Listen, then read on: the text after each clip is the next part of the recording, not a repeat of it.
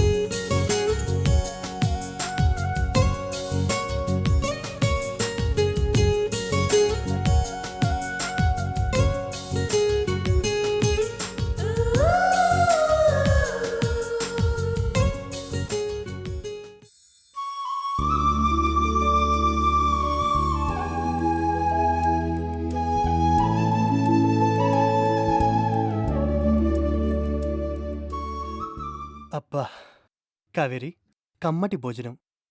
What next?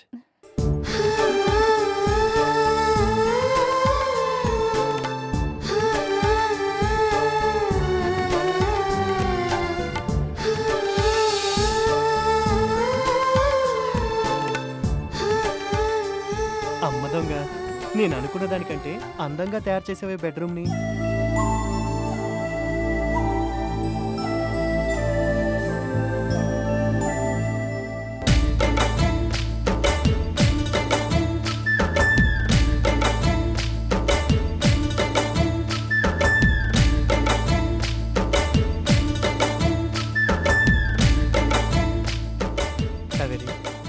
నేను మాట అడగనా?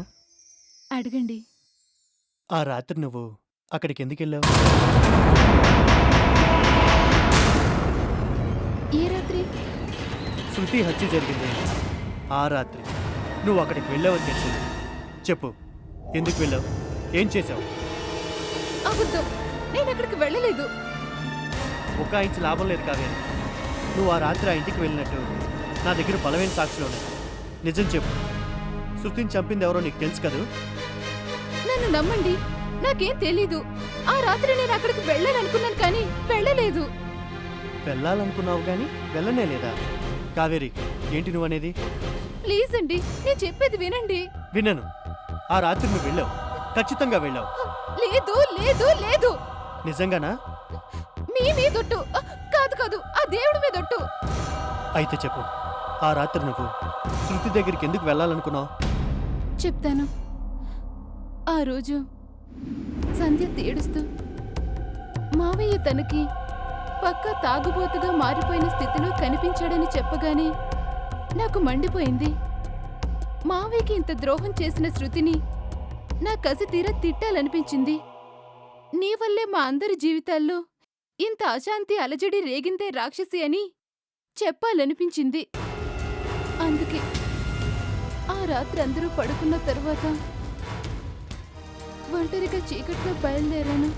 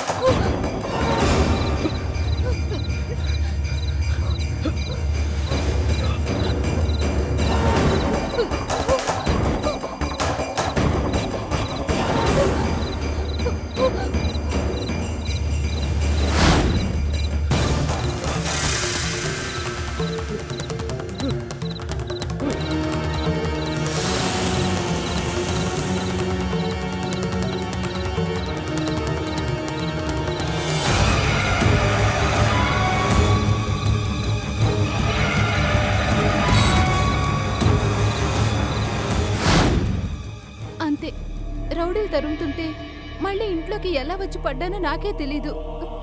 తెల్లారక మీతో పాటు టీవీలో వార్తలు చూస్తేనే శృతి హత్య గురించి నాకు తెలిసింది. కావేరి, కట్టుకథలు చెప్పొద్దు. అయ్యో, మిమ్మల్ని ఎలా నమ్మించేది? నేను చెప్పేది నిజం, ముమ్మాటికి నిజం. శృతి హత్యకి నాకు ఎలాంటి సంబంధము లేదు. ఇంతకు మించి నాకేమీ తెలియదండి. మీరు నమ్మినా నమ్మకపోయినా ఇదే నిజం. ఆ దేవుడు సాక్షిగా చెప్తున్నాను. శృతిని ఎవరు హత్య చేశారో నిజంగా నాకు తెలియదండి. నన్ను నమ్మండి ప్లీజ్. ప్లీజ్.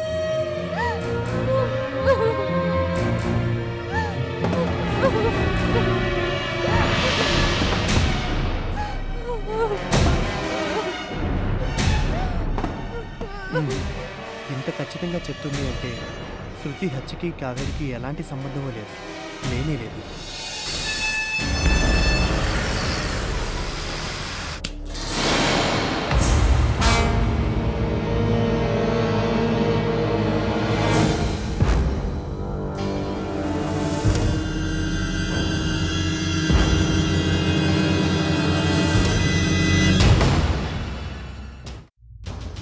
చూడండి, నేను వచ్చింది శృతి మర్డర్ కేసులో ఇన్వెస్టిగేషన్ కోసం. ఒక్క క్లూ దొరికితే చాలు మీ మేడం చంపిన అసలు హంతకుడు ఎవరో బయటపడతారు. శృతి మేడం చాలా మంచి ఆవిడ సార్.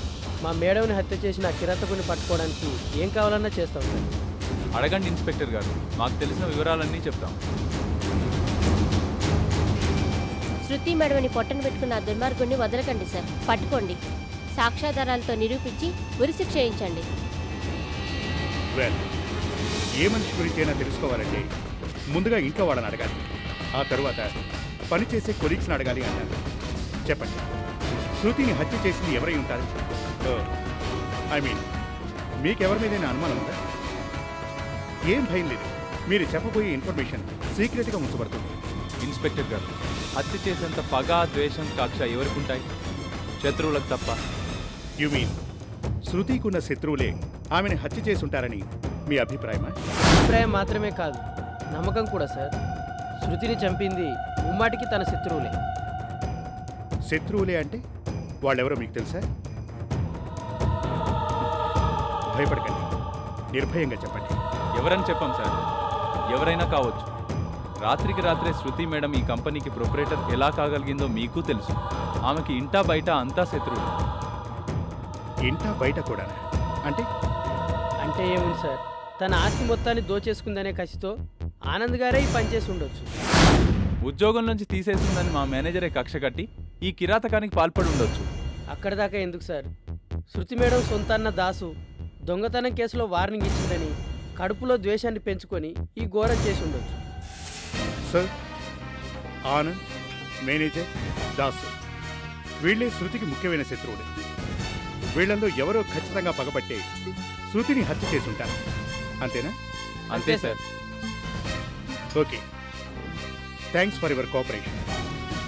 శృతిని హత్య చేసిన ఆ చీకట్లో ఉన్న శత్రువు ఎవరైనా సరే తప్పకుండా పట్టుకుంటాను. వస్తాను. ఇన్స్పెక్టర్ గారు, ఎస్, చెప్పండి. అది మీతో ఒక విషయం చెప్తామని. చెప్పండి.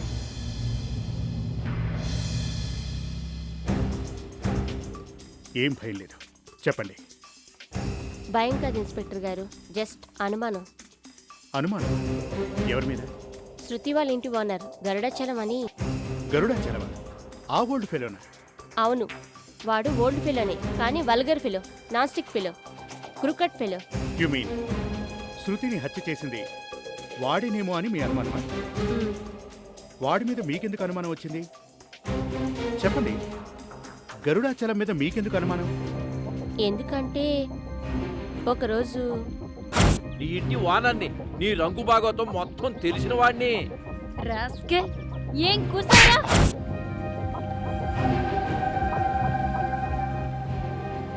I see. అంటే శృతి తనని అవమానించిందనే కోపంతో ఆ గరుడాచలమే. కావచ్చు, కాకపోవచ్చు, జస్ట్ ఇది నా డౌట్ అంతే sir. Garudachalam. Okay, I will find out. ఈ మర్డర్ మిస్టరీని ఛేదించేదాకా ఒక్కడిని కూడా విడిచిపెట్టను. తోలు తీసైనా సరే అసలు నిజం చెప్పిస్తాను. నో, నిజాన్ని కక్కిస్తాను.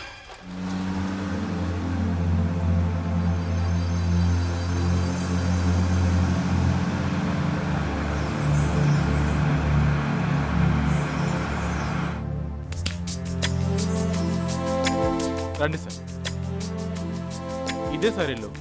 Ultra modern, fully furnished. ఇది హాల్ సార్, అటువైపు కిచెన్, ఇది బెడ్రూమ్ సార్. పర్ఫెక్ట్ వాస్తు సార్. గుడ్. రండి సార్. సార్, అసలు ఈ ఇంటి ఓనర్ అమెరికాలోనే తన కొడుకు దగ్గరికి వెళ్ళకపోయి ఉంటే ఈ ఇంటిని అమ్మేవాడే కాదు సార్. అతనికి అమెరికా వెళ్ళాలన్న కోరిక పుట్టడం, అదే సమయంలో మీరు ఇల్లు మారాలనుకోవడం, నిజంగా మీరు లక్కీ సార్. Really good. ఇంత షార్ట్ టైంలో ఇంత మంచి ఇంటిని చూపించినందుకు thank you very much. Thank you very much. అదేం మాట సార్, ఇది నా డ్యూటీ. నేను ఎంత కష్టపడితేనే ఈ ఇల్లు మీకు నచ్చింది. నాకు అది చాలు. Manager sir, I like your sincerity.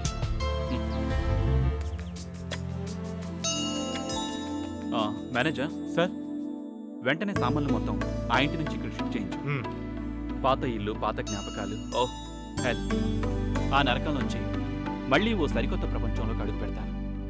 నా జీవితాన్ని మళ్ళీ ఇక్కడి నుంచే మొదలు పెడతాను. ఇది ఈ మాట సూపర్గా ఉంది సార్. మీ కళ్ళలో ఆనందం చూడడానికి నన్నేం చేయమని చేస్తాను సార్. ఓకే మేనేజర్, వెంటనే సామాన్లు షిఫ్ట్ చేసే ప్రోగ్రాం చూడండి. You can go. అలాగే సార్, ఉంటాను సార్.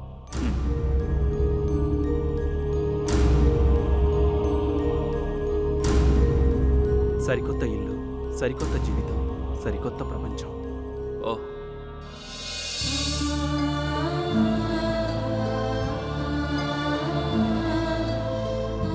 ఏంటి సంధ్యమ్మ నువ్వనేది? నీ భర్తే హత్య చేశాడనుకుని తొందరపడి ఆ నేరాన్ని నీ మీదేసుకున్నావా? తొందరపడ్డావమ్మా, చాలా తొందరపడ్డావు.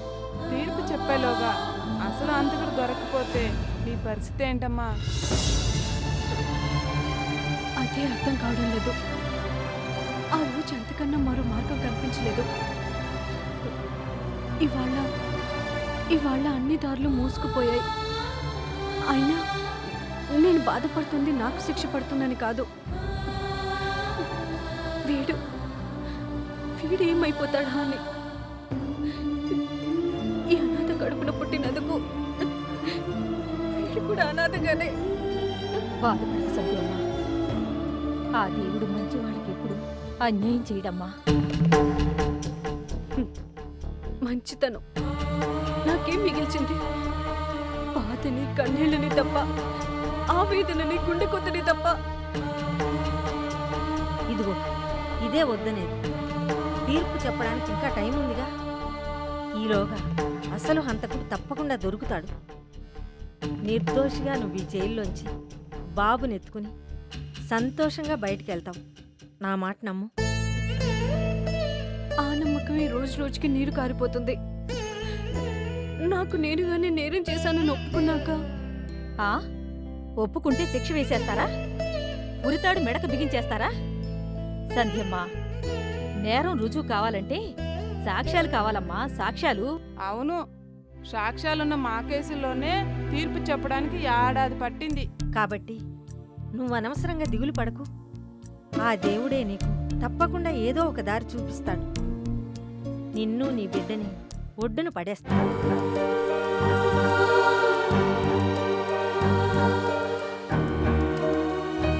సంధ్యమ్మ, ఇక్కడున్న మాలో ప్రతి ఒక్కళ్ళం ఏదో ఒక నేరం చేసిన వాళ్ళమే.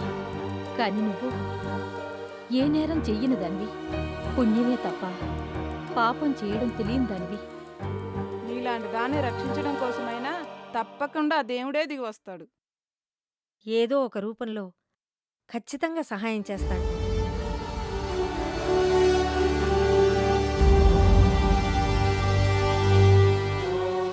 పేపర్.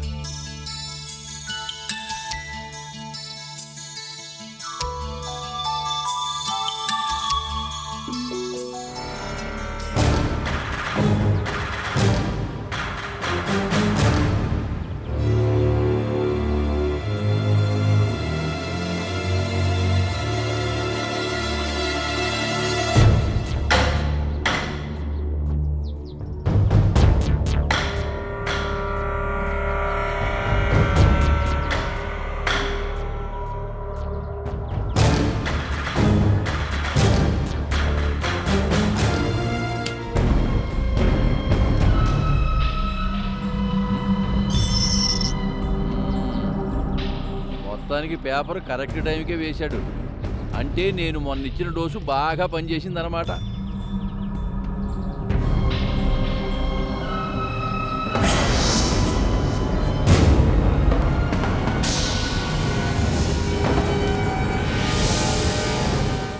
అనుమానమనే చీకట్లు కమ్మిన నీ కళ్ళకి సంజ ఉదయం నాటి దేవత చేసిన త్యాగం అనే కాంతి కనిపించదు.